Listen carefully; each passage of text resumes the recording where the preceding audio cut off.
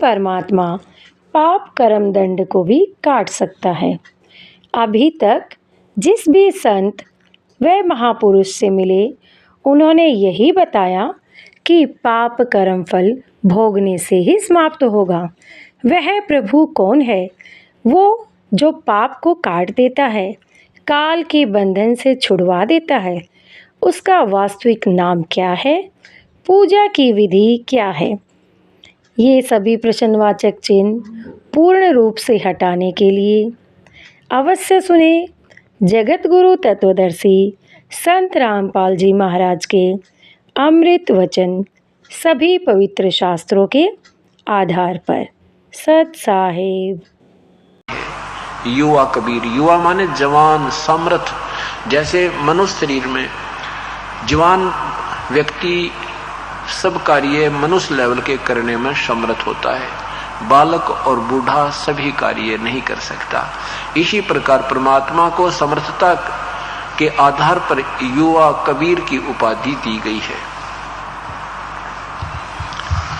अब गोरखनाथ जी ने सोचा यू छोटा सा बालक और बात घनी बनावे, ये ऐसे नहीं मानेगा।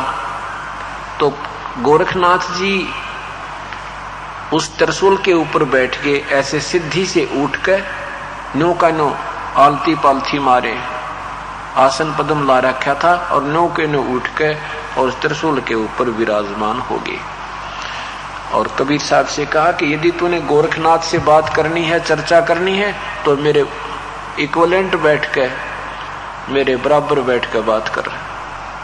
कबीर परमेश्वर ने कहा, नाथ जी आपका और हमारा केवल गोष्ठी करने का, विचार विमर्श करने का ही वायदा था, वचन था।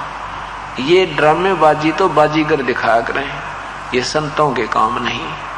गोरखनाथ जी कहते हैं तुम्हारे पास बातें बातें हैं, यदि तुम्हारे पास कोई शक्ति भक्ति की है तो आओ मेरे बराबर बैठो, नहीं तो चर्चा करना व्यर्थ है, तुम हार गए। परमात्मा ने बहुत कुछ कहा पर वो नहीं माना। परमेश्वर कबीर देव ने क्या किया कि अपनी जेब में एक कुकड़ी डाल रखी थी। कुकड़ी एक धागे की चरखे पर काटा करते, पहले चरखे पर काटते थे, उसकी एक रील बन जाती थी, उसने कुकड़ी कहा करते।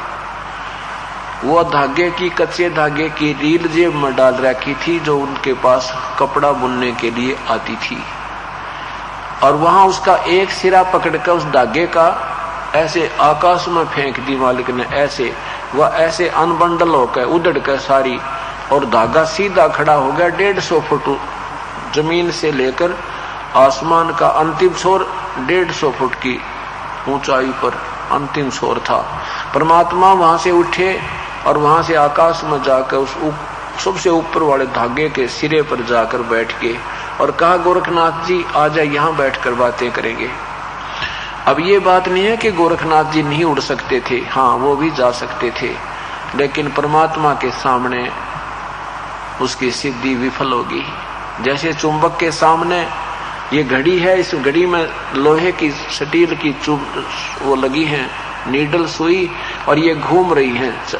और जहां चुंबक इसके पास इतनी दूरी से भी आ जाएगा ना, अच्छा हैवी चुंबक इतनी दूर से जाम कर देगा इसको, ये चल नहीं सकती। और पहले ये चल रही थी, इसमें सिद्धि थी, कारीगरों ने इसको सिद्ध करके तैयार कर दिया था, चल रही थी, लेकिन चुंबक के सामने वो फेल होगी। इस प्रकार पूर्ण परमात्मा की शक्ति के सामने वो सारी सिद्धि दरी दराई रहेगी। और त्रिशूल से ऊपर उठना चाहा था, जमीन पाके ऐसे गिरा नो गदड़ देसी जान गया। अब गोरखनाथ भी समझ गया तो तेरी बैटरी डिस्चार्ज होगी। अब समझदार थे, विद्वान पुरुष थे, साधक थे, नेक नीति थी गोरखनाथ में, लेकिन यह थोड़ी सी हल्दी की गांठ मिले पाछपन सारी स्वाभाविक बनी जाता है। इस जीव की बड़ी कमजोरी है यार। और परमात्मा यही आट हटाने के लिए, यही दुर्बुद्धि हमारे से समाप्त करने के लिए रह रह कर ज्ञान कराते हैं। जीव की कोई औकात नहीं है, ये 2 दिन का ढमढमा अपना भक्ति कर लो भाई। क्या बताते हैं कि सुख देना 84 भुगती बना पजावे खरवो, तेरी क्या बुनियाद पुरानी तो पेंडा पंथ पकड़वो। एक सुखदेव जैसे ऋषि भी आज वो ऋषि बने, पहले कहते हैं वो भी गधा बना था, पुजावे पे खर बना। और तेरी क्या बुनियाद नादान, अपना भक्ति का मार्ग पकड़ दे, इन बकवाद छोड़ के।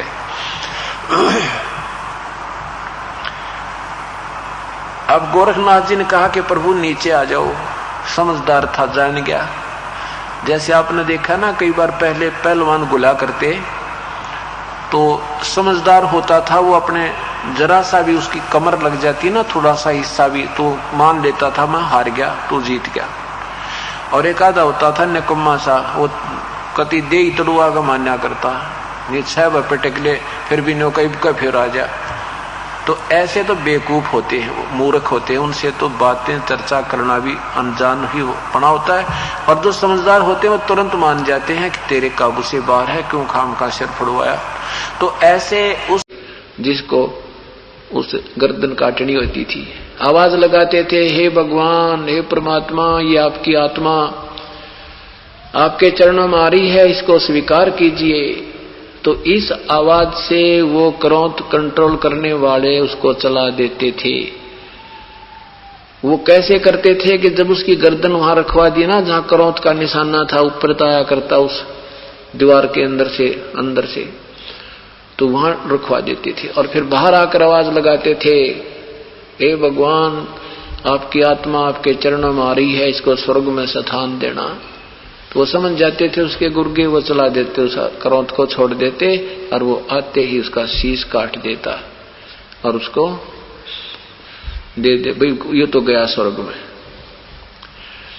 अब ऐसे लाइन लगी भाई, जिन्होंने शीघ्र जाना है भगवान के दरबार में, एक नई परमात्मा का आदेश हुआ है कि वो क्रोध से गर्दन कटवा लो और स्वर्ग पहुंचो। अब बुजुर्ग आदमियों ने सोची भाई कल भी मरना, आज भी मरना। अपने बच्चों से कहने लगे, बेटा आप इनकी फीस दे दो गुरुजी की, हमारा नंबर आ जाएगा, हम शीघ्र चले जाएंगे। हम भी दुखी हो रहे हैं यहाँ वृद्धावस्था में, और स्वर्ग जाना ही है, कल जाना है, चाहे आज जाना है। इतनी बड़ी आत्मा थी, उनका ऐसा दुरुपयोग किया इन नादानों ने। ऐसे वो क्रोध लेने लगे और कहते हैं फिर भी मुक्ति को ना, इतनी सैक्रिफाइस कुर्बानी करने के बाद भी अगर चल ऐसे भी भगवान मिलता हो तो कोई दिक्कत नहीं, हम इसे भी स्वीकार करने को तैयार हैं। पर ये मिले तो कोई ना। कहते बिना भजन नहीं ढंग वे, ये भक्ति करके यहाँ से पीछा छुटवाओगे, अपना ऋण मुक्त होगे तो वहां जाया जाएगा, ना को स्वर्ग ठिकाना और न ही ये क्रोध लेना ही परमात्मा पाना है। और कबीर परमात्मा क्या कहा करते कि भाई सत भक्ति करने वाला सही साधक चाहे काशी मरो और चाहे मरो मगर में, वो अपने यथा स्थान पर जाएगा जहां की उसने भक्ति की है। ये तुम्हें गुमराह करते हैं, ये झूठ बोलते हैं, ये लालची लोग हैं तुम्हारे गुरु, ये अच्छे आदमी को ना। अब उन गुरुओं की चला करती, क्योंकि हम उन्हें शिक्षित मानते थे, हम उनको विद्वान मानते थे, और अब परमात्मा को अशिक्षित उन्होंने घोषित कर रखा था, ये पागल है, ये क्या जाने, इसने संस्कृत आती नहीं, शास्त्रों के विषय में ये क्या जाने, हम शास्त्र पढ़ते हैं, हम शास्त्रों में लिखा हुआ तुम्हें बताते हैं। तो हमारा ये मानना उन भोली आत्माओं का स्वाभाविक था कि गुरुजी तो वही ठीक है, शिक्षित हैं, और कबीर तो एक अशिक्षित है, शास्त्रों का तो भेद इसको नहीं है। हाँ ठीक है, संत ये भी है क्योंकि उनके काम सर जाया करते थे, इनमें सिद्धि तो है, यहां तक सीमित कर दिया। अब उधर से परमात्मा ने एक लीला की, क्योंकि हम अपने भगवान की बातें कम मानते हैं, गुरुजी की बातें कम मानते हैं, सांसारिक लोगों की बातों को ज्यादा जल्दी से स्वीकार कर लेते हैं। कैसे? जैसे ये बोली बारी बहन बेटी भाई नाम लेकर जाते हैं और फिर उस दिन से वो अपनी ज्योति अलग से लगाते हैं, उन देवताओं की मूर्तियां उठाकर या तो सोहा कर देते हैं या जल प्रवाह कर देते हैं या यहाँ आश्रम में रख जाते हैं। और फिर कोई आते हैं जैसे तीज त्योहार श्राद्ध अपराध हमारे सेवक नहीं करते, तो दूसरा आकर कहता है, कोई कहेगा कि भाई तुमने आज त्योहार ना मनाया, ये श्राद्ध ना निकाले, अकाम ना निकाला करे, गुग्गा भी ना मनाई तो ना था, अकाम नहीं मनाया करते, हमने उपदेश ले लिया। तो वो आकर कह देगी, डरा देती है, ये ऐसे नो थोड़ा छोटा करते हैं, एक न ऐसे छोड़े थे, उसका बेटा मर गया, अब नू डरा दे, फिर हमारा घी बन जा भी, सचमुच कर बात बिगड़ जा। और ये भी कहती हमने भी तो नाम ले रखे, हमारे गुरुजी तक कुछ ना छुटवाते, तेरे गुरुजी पता ना किसे हैं। तो इस प्रकार वो नादान आत्माएं हमारे शिष्यों को भी मिसगाइड कर देते हैं।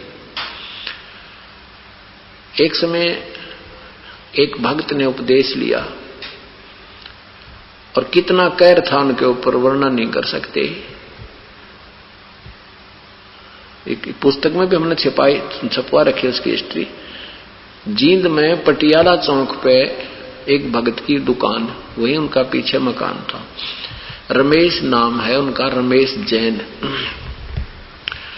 तो उनके 2 जुड़वा लड़के थे और एक लड़की उसमें 10-12 वर्ष की होगी और एक और उससे थोड़ी छोटी थी। लड़के उस समय वो 5 वर्ष के होंगे दोनों ही। दोनों लड़कों को तो इतनी बीमारी रहे कि निजी 5 दिन तो घर पर, 10 दिन मेडिकल में रहा करते, और बड़ी लड़की का दौरे पड़ा करते। और उस बेबे का श्वास का रोग था, उसकी रमेश जी की पत्नी का। तो उसने पता लगा, हमारे एक सेवक ने उनको बताया, पूरे परिवार ने उपदेश ले लिया और उनको कहा बेबे और साधना नहीं करोगी, ये पहले शर्त है भगवान की, और तुम हो बढ़िया लोग, फिर तुमने समाज भी कुछ कहेगा, इधर उधर की बातें मारेंगे तो तुम्हें कतई लाभ नहीं होगा। हमारी तरफ से तो हानि होगी नहीं, लेकिन जैसे बिजली का कनेक्शन कट गया, पंखे चलने बंद हो जाएंगे, तेरा आटा नहीं पिसेगा, वो कनेक्शन कटने से हानि होगी, मतलब और विशेष हानि नहीं होगी। यो काम तुम्हारा सरेगा नहीं, तुम्हारा दुख दूर होगा नहीं। न्यू बोल लीजिए हम तो महा कष्ट में है, कति दुखी हो लिए, और जो कहोगे वही करेंगे। हमारा तो अंत समय है, कमाते हैं 10 रुपए, खर्चा हो रहा 50 रुपए का, हम तो कर्जा और हो गया। उपदेश ले लिया उन पुण्यात्माओं ने और ऐसी कृपा बख्शी परमात्मा ने, उन बच्चों का भी रोग खत्म, लड़की के दौरे समाप्त, और उसका दमा नहीं रहा उस बहन के। तो ऐसे वो 6 महीने तक बिल्कुल स्वस्थ रही। 6 महीने के बाद उसको फिर गड़बड़ होगी, न्यो की नो सतिथि आ गई पूरे परिवार की, बच्चे भी बीमार, छोरी के दौरे पड़ने लग गए, उसको दमा की शिकायत होगी। एक सेवक था, वो उसने पूछा भी, वो भगत जी उसके पास गया कि भी ऐसे ऐसे पता नहीं, हमारे तो 6 महीने तो ठीक रहे और कति कोई दर्द नहीं था भाई, ऐसे निहाल हो गए थे, अब फिर दिक्कत आ गई।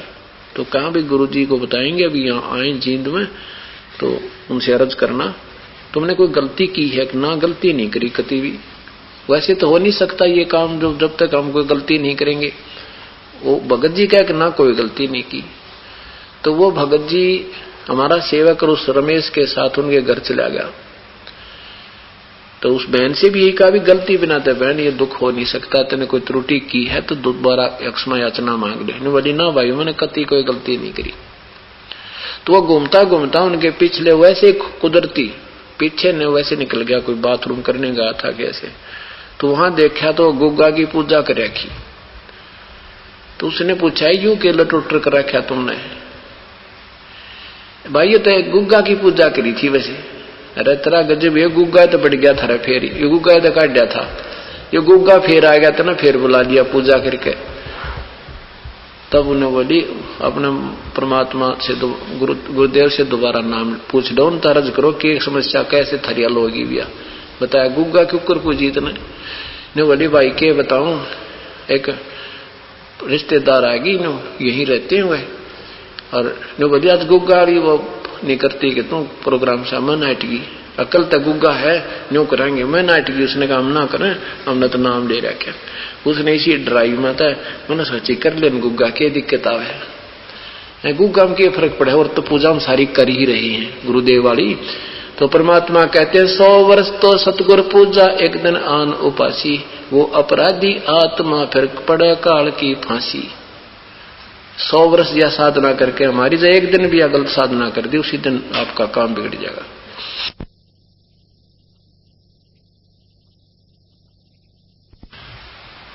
तो उन्होंने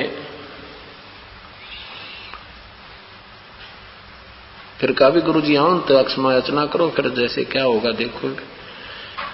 वो गड्ढे डर गए। फिर अभी तो फिर हुआ बीमारी आ गई, तो फिर हम जींद आश्रम में आए तो वो सारा परिवार आया। फिर सारी कहानी बताई, जी हमारे से गलती होगी, ऐसे ऐसे। एक न्यू बोलिया, मैं बोला भाई तुम कमाल की बात, नाम देने से पहले कितने समझावा, नाम देने के बाद भी बार बार यही प्रार्थना करते हैं कि यह गलती मत कर दियो। तो फिर उन्होंने दोबारा उपदेश दिया। उसके बाद आज तक लगभग 10 वर्ष हो गए उनको, कोई दिक्कत नहीं है। तो यहां परमात्मा कहते हैं संसारी दी गल नो चीन्ह ना बूझे सब जो गहरे नो, मुर्दों से ती प्रीत लगावे न जाने सतगुरु मेरे नु। संसारी की गल में, संसारी की बातों को तो तुरंत मान ले। हम इतना सत्संग करें, 100 प्रमाण बतावें, हुए सुख गिनवावें, और हमारी बात सारी फेल कर दे 1-2 मिनट में कोई बाण बाई आन उपासी आके, तो ये नहीं होना चाहिए। तो परमात्मा कहते थे ये साधनाएं मत करो, ये तुम्हें हानिकारक है, कति लाभ नहीं देंगी, भूत पूज के भूत बनोगे, नर जीवन पर लय हो जाएगी। पवित्र गीता जी 9वें अध्याय के 25वें श्लोक में भी यही लिखा है कि जो देवी देवताओं की पूजा करते हैं वो देवी देवताओं के पास जाते हैं, भूत पत्थर पूजते हैं, श्राद्ध करते हैं, ये कनागत काटे, फूल उठावें, ये पिंड भरवावें, ये सारे भूतों की पूजा है। ये करने वाले तुम भूता बनोगे। और भगवान कहता है मेरी पूजा करोगे तो मेरे पास आ जाओगे, यानी प्रभु की साधना करने वाला प्रभु को प्राप्त होता है। तो इस प्रकार परमात्मा बताना चाहते हैं कि तुम साधना हमारी नहीं मानते, अपनी मनमुखी की तरफ शीघ्र दौड़ जाते हो। तो ऐसे सिलसिला चलता रहा। अब परमात्मा से सुख गने हो रहे थे, इसलिए उनको भगवान मान रही थी। और लेकिन कोई अनजान व्यक्ति कह देता, उनकी भी मान लेते थे, भगवान तो है नहीं तुम्हारा गुरु जी। हाँ ठीक है, सिद्धि युक्त संत है, छोटी मोटी सिद्धि सब में हो जाती है, भगवान तो राम था, श्री कृष्ण था। यानी ऐसा दृढ़ विश्वास हमारे नहीं हो पा रहा था, जबकि 64 लाख शेष हो जाना आज से 600-550 वर्ष पूर्व कोई बालकों का खेल नहीं था। 64 लाख शेष हिंदुस्तान में, जबकि पूरे हिंदुस्तान की, जिसमें पाकिस्तान, बलोचिस्तान, अफगानिस्तान तक इसी में थे, कोई यानी 4 करोड़ आबादी होगी उसमें मुश्किल से। जहां आज से उस समय 300 वर्ष पहले जहां 40 घर थे, आज वहां पर सैकड़ों घर हो रहे हैं। तो ये देख लो कितना प्रतिशत बढ़ गया, 100 से भी तो 500 घर हो गए। तो उस समय कितनी आप जनसंख्या होगी, और उसमें से 64 लाख परमेश्वर के शेष हो जाना, ये परम शक्ति का प्रतीक है। लेकिन भगवान नहीं माना, ये विश्वास दृढ़ उन नादान संतों ने होना नहीं दिया, ऋषियों ने, कि ये मालिक है। और जब तक हमारा अटूट श्रद्धा और बिल्कुल भगवान के तुल्य उसमें श्रद्धा नहीं होगी अपने गुरुदेव में, तब तक हम मुक्त नहीं हो सकते। ठीक है, किया हुआ कर्म तुम्हें अवश्य मिलता रहेगा, मुक्ति शेष रह जाएगी। एक समय क्या हुआ कि एक लड़की गणका थी, वैश्या, उस बेटी ने परमात्मा के वचन सुन लिए, सत्संग सुन लिया, उसको बड़ा अपने दुष्कर्मों का अफसोस हुआ, और उसके जो है ना प्रायश्चित के लिए और उसके निवारण के लिए, आत्म उद्धार के लिए कबीर परमात्मा से प्रार्थना की। प्रभु से कहा कि भगवान मैं बहुत निकम्मी आत्मा हूं, मैंने तो आपका सत्संग सुना, मेरी तो आत्मा धिक्कार रही है मेरे अपने आप को। हे परमेश्वर, क्या मेरे जैसी तुच्छ जीव का भी उद्धार हो सकता है? परमात्मा ने कहा बेटा, नौका में चाहे घास रख दो और चाहे पत्थर, वो पार कर दिया करती है। सत्संग में आकर पापी भी पार हो जाते हैं, संत शरण में आकर पापी भी पार हो जाते हैं। अब परमात्मा ने अपने बच्चे एक जैसे प्यारे होते हैं। जैसे एक तो बालक टट्टी पेशाब करके अनजानपने में और सारे शरीर पर भी मल ले, मुंह पर भी लाग जा, कपड़े भी खराब कर रखा हो, अरे एक वैसे नहाया धोया बैठा हो, तो माँ बाप ने दोनों प्यारे लगा करें। वो खराब है, उसने दो दा के साफ कर लेगा, फिर सीने से लगा लेगा। अगर लाल कीचड़ में गिर जाता है तो उसका मोल खत्म नहीं होता। अब इतने प्यारे और निर्णायक वचन सुनकर उस लड़की ने सोचा है भगवान ये तो बात बन गई, मुझसे तो सभी नफरत कर रहे थे, यहाँ आई थी सभी मुझे करड़ा करड़ा देख रहे थे, क्योंकि इनका भी दोष नहीं, मेरा पाप गना। और भगवान ने तो सारा ही काम ठीक कर दिया, मेरा सारा ही वजन उतार दिया, उपदेश ले लिया और कहा बेटी अब आगे से बिल्कुल परमात्मा के चरणों में लगी रहना, अगर जैसे आप कहोगे प्रभु ऐसे करोगे। अब ये देखकर, क्योंकि हम जो बेशक नाम भी ले रखा हमने, हम इतने निर्मल नहीं हो पाते जितना संत करना चाहते हैं। जितना हम प्रयोग करते हैं साबुन का और पानी का, इतना भी हमारा मैल छूटता नहीं, पर छूटेगा। यही तरीका है। जैसे पहले धोबी ऐसे पटकिया करता उस कपड़े ने पड़ाक पड़ाक, तो वो दुश्मन नहीं था कपड़े का, वो मैल छुटवाया करता। तो आपको ये सत्संग रूपी चोट मार मार के अंदर से ये मैल निकाला जाएगा। हम क्या करते हैं कि हम अपने दोष को नहीं देखते, दूसरों के दोष देखते हैं। तो सत्संग के अंदर, संगत के अंदर ये सुरसराट शुरू हो गया, ये चर्चा शुरू होगी कि बे गुरुदेव ने तो गलती कर दी, इतनी निकम्मी लड़की को नाम दे दिया, सारी दुनिया थूक है। सब ने कहे भाई बता देख लो थारे सत्संग में वैसा भी जान लाएगी। अब गुरुदेव तक तो पहुंचे नहीं, पर अंदर अंदर सबके अंदर यह गलानी सी होने लगी।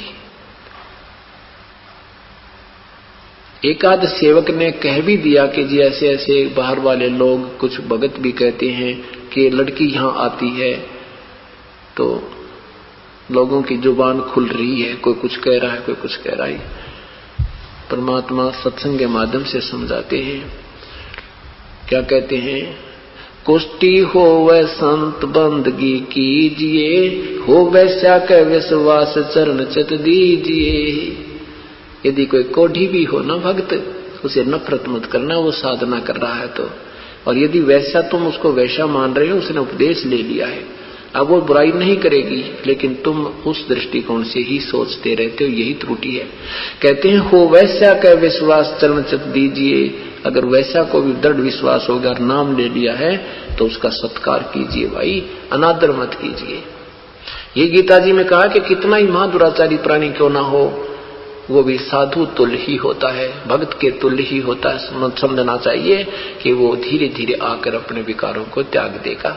अगर उसे तुम नफरत करोगे, यहाँ नहीं आने दोगे, तो उसको पता कैसे लगेगा अपनी बुराइयों का, वो कैसे उसको त्यागने में समक्ष होगा, सक्षम होगा।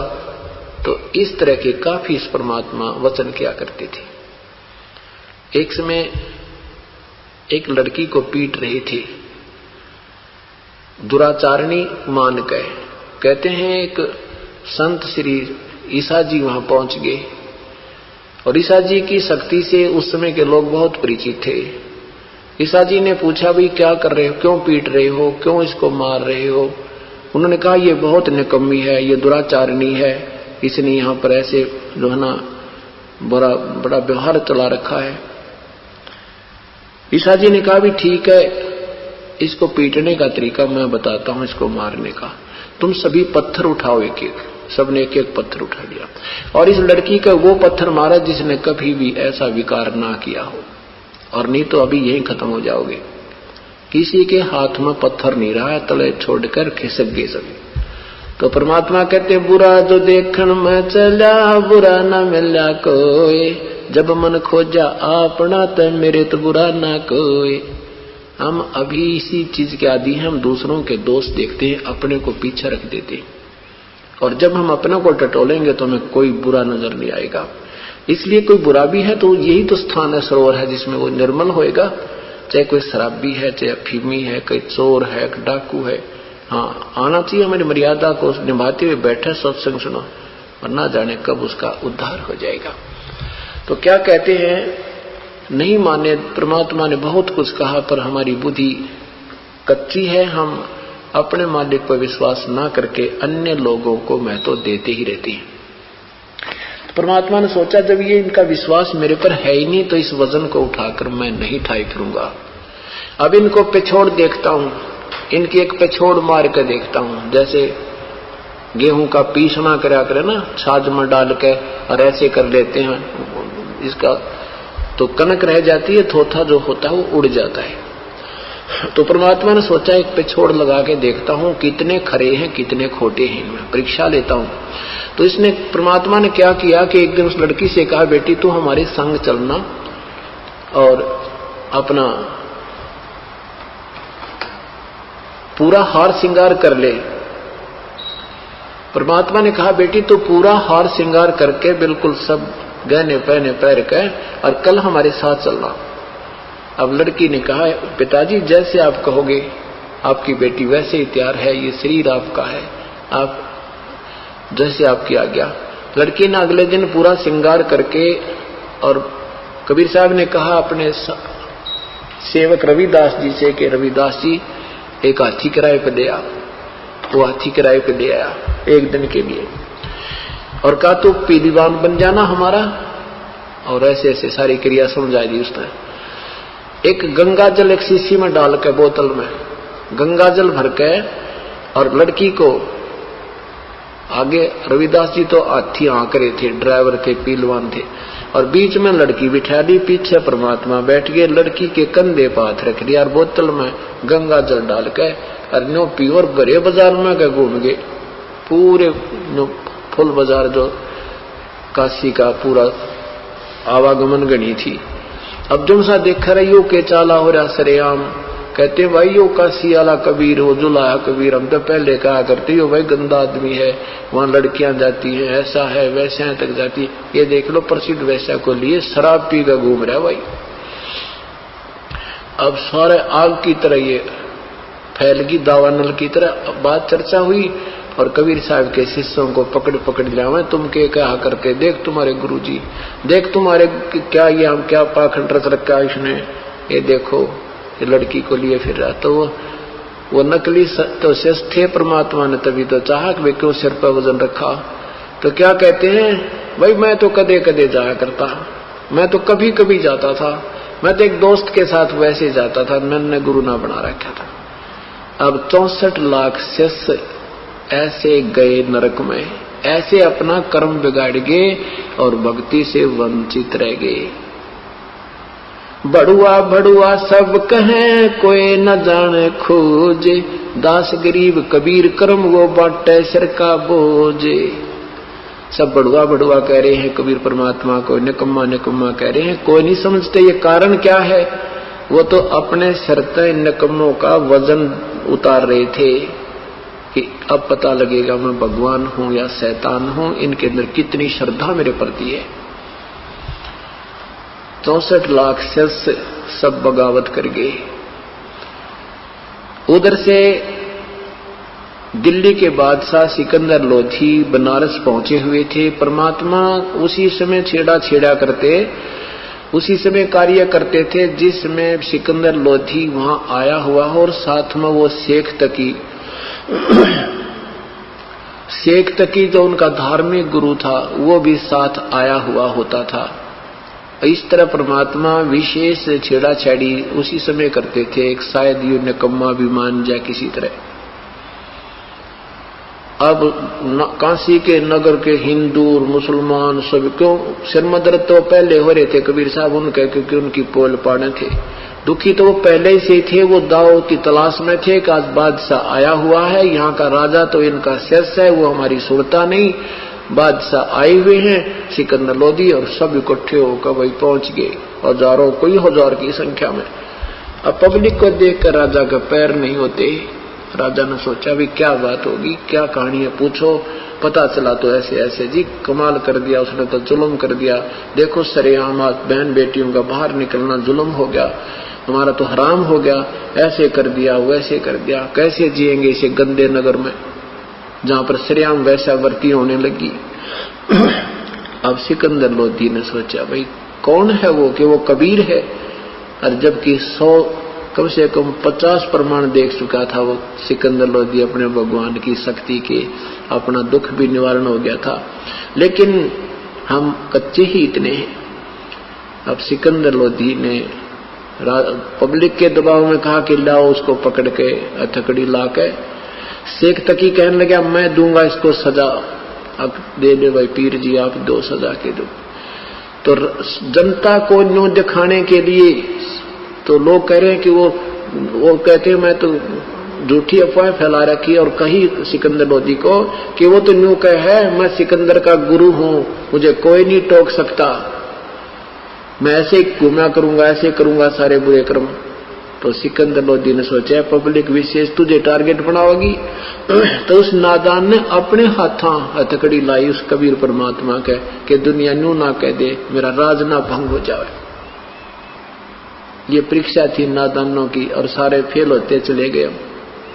सिकंदर लोधी ने अपने हाथ से हथकड़ी लाई और गंगा में, और सिकंदर शेख तकी ने कहा कि इसको गंगा में डालेंगे,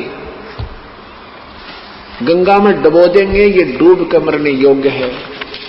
तो कहा कि ठीक है भाई, आप जैसे उचित समझो ऐसे कर लो।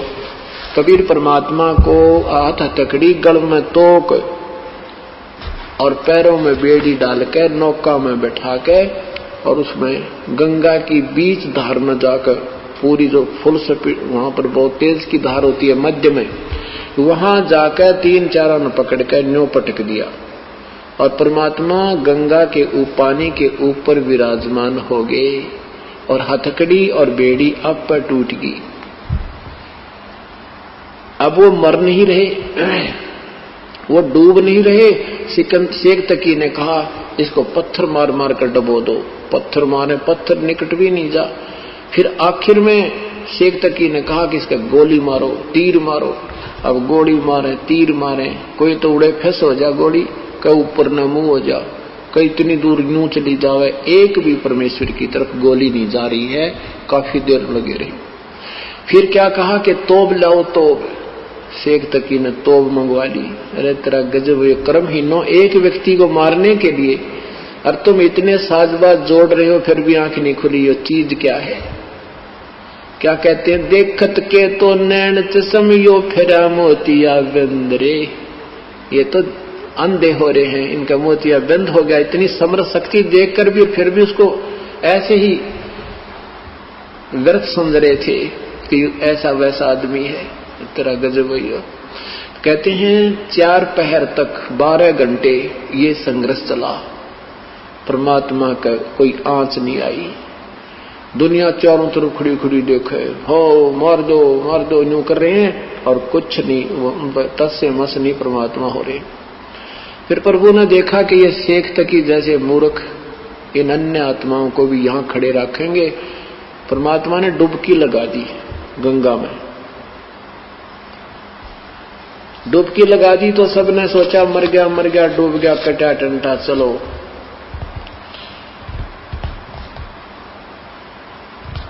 अब सब आगे हाथ का मुंह धोके, वो तो मर गया। उधर से परमात्मा ने क्या कैसी लीला की कि कबीर साहब के जाकर, कबीर साहब रविदास जी की कुटिया में जाकर विराजमान हो गए। और उधर से शेख तकी और वहां के लोगों ने कहा जा रविदास जी को बता दो, क्योंकि रविदास जी तो कबीर साहब ने छुटवा दिया था कि इसका दोष नहीं भाई, मैंने ही सब कुछ कहा, ये तो मेरा सेवक है, मेरे कहने से ये काम कर रहा। और जाके बता दो रविदास को कि कहा वो तू भगवान कहा करता हो तो डूब गया दरिया में, परमात्मा को कौन मार दे। इधर से गए वो देखने के लिए, क्या देखा रविदास जी के कुटिया में बैठकर परमात्मा आराम से अपनी महिमा आप ही गुणगान कर रहा है बैठा बैठा। ऐसे झांकी में कह देखा वो भागले, कहने लगे कौन नहीं मरा, वो तो वो बैठा रविदास की कुटिया में, रविदास के घर पे। अब सारे उधर भाग लिए लाबड़दा, वहां देखा तो सचमुच यू बैठा। फिर भाग लिया उधर सिकंदर लोधी की तरफ कि वो तो नहीं मरा, अभी भी जीवित है। अब क्या करें कि उसको लाओ पकड़ के खुन्नी हाथी के आगे डाल दो। शेख तकी ने कहा खुन्नी हाथी से मरवाएंगे सबके सामने। वो तो जल में दूर था इसलिए उस पर कोई असर नहीं हुआ। अब हाथ पैर बांध कर परमात्मा के और ऐसे मैदान में डाल दिया। दर्शक चारों तरफ खड़े हैं और एक ऊंचे मचान पर राजा सिकंदर लोधी और वीर देव सिंह बघेल बैठे हैं। ये वहां यातना देने का एक ऐसा स्थल बना रखा था। एक खुन्नी हाथी को पीलवान के द्वारा लाया गया और उसको मद भी पिला दी गई थी। हाथी को, और वो मस्त होकर के परमात्मा को मारने के लिए चला तो परमात्मा ने, कबीर साहब ने एक शेर रूप दिखा दिया उसको।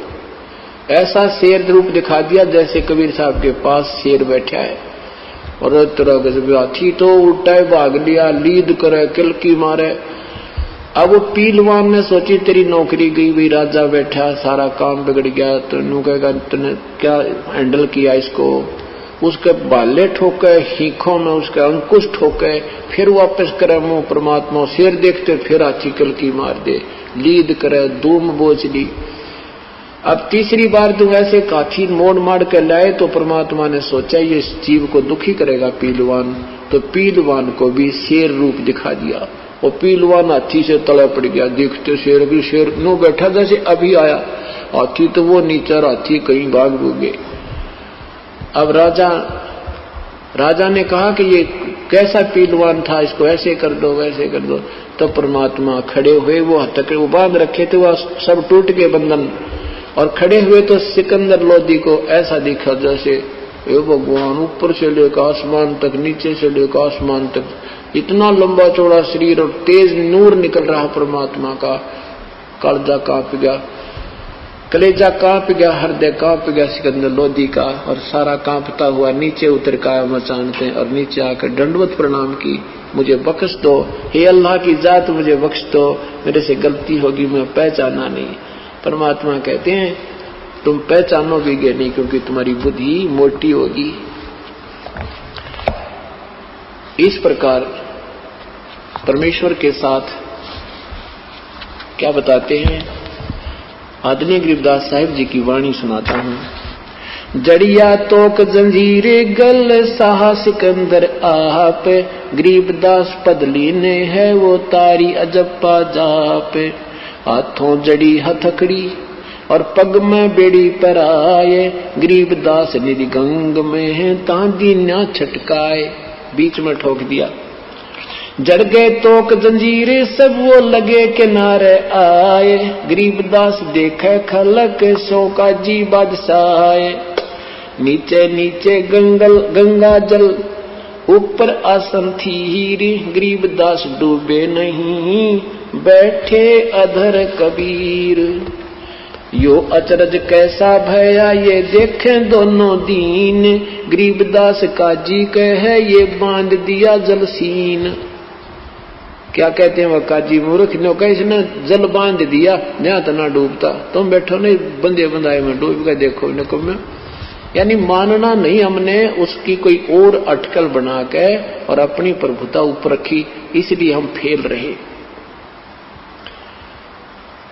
गल में फांसी डारे करे बांधो सिला सुधारे, गरीबदास झूला दी जब डूबे गंगधार।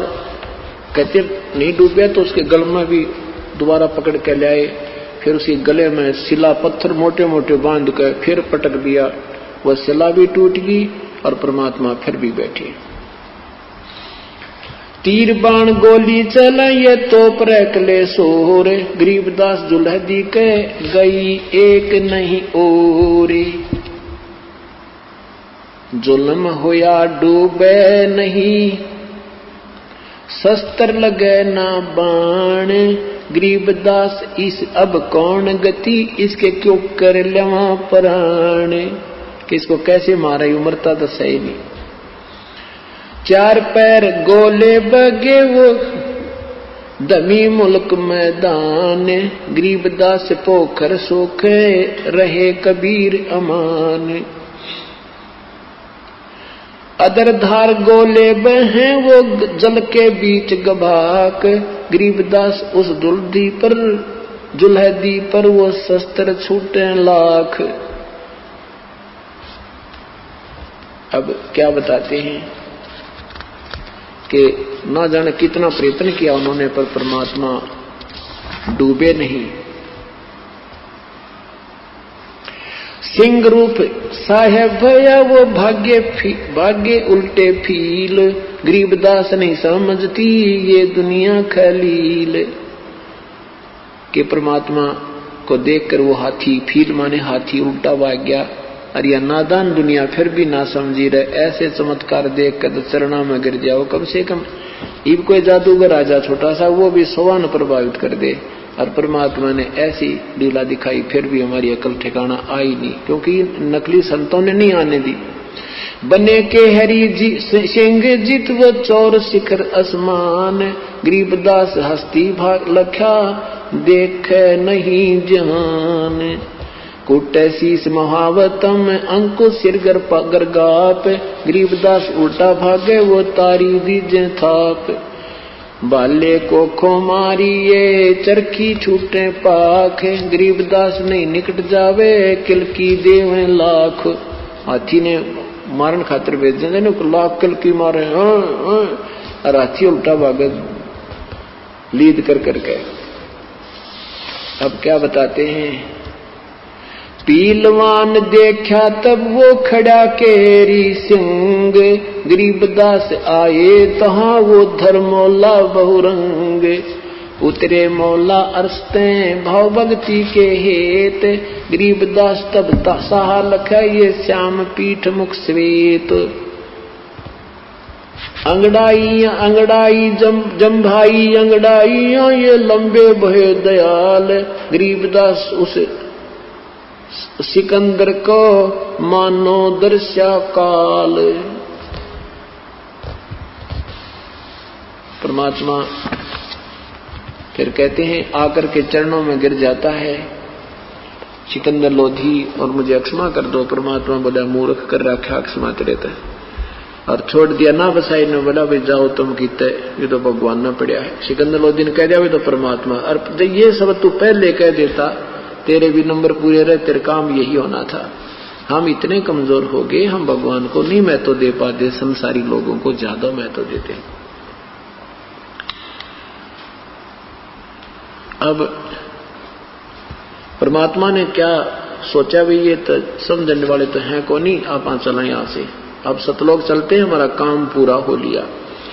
तो सदगुरु ने कहा कि भी जो काशी के लोग कहते हैं कि मगर मरने वाला गधा बनता है, तो मैं मगर मरूंगा और तुम अपने जंतर मंत्र साथ ले चलिए, और ये जो पामिष्ठ हैं या जो ग्रह के हिसाब लाने वाले हैं तुम्हारे पंडित जी, वो भी आ जाना साथ के। इस मुहूर्त में इस समय मरने वाला प्राणी कहाँ जा रहा है। अब इस बात को सुनकर कि मगर में शरीर छोड़ेंगे, तो वीरदेव सिंह बघेल, काशी नरेश जो कबीर परमात्मा की हिंदू राजा शेष थे, सैकड़ों हजारों कोई हजार सैनिक लेकर साथ हो लिया कि वहां गुरुजी शरीर छोड़ेंगे तो मैं उनका शरीर लेकर के यहाँ काशी में अंतिम संस्कार करूंगा, कहीं वहां मुसलमानों का हाथ ना लग जाए। उधर जब पहुंचे परमात्मा, तो उधर से वहां के बिजली खां पठान भी कबीर परमात्मा के शिष्य थे। ये प्रकरण बीच में सुना नहीं पाया, क्योंकि परमात्मा की महिमा अपरंपार है। ये 7 दिन में नहीं, 7 शंख दिन में बिना पूरी हुए, पर फिर भी हमने काम चलाओ, जितनी हमारी बुद्धि ने काम किया और जितना बच्चे ग्रहण कर सकते थे उतना ज्ञान आपको 7 दिन में सुनाने की चेष्टा की है। तो बिजली खां पठान भी उन्हीं परमेश्वर के शिष्य हो गए थे। उन बहुत बड़ा भयंकर अकाल गिरा था एक बार मगहर में, तो सब जंतर मंत्र करने वालों ने, हिंदू मुसलमान, माया का संसार है, कदम कदम पर धोखा है, शरण ले लो सतगुरु की, यही सुनहरा मौका है। ऐसे ही आध्यात्मिक वीडियो देखने के लिए हमारे चैनल को सब्सक्राइब करें। बोलो बंदी छोड़ सतगुरु रामपाल जी महाराज की जय। सत साहिब।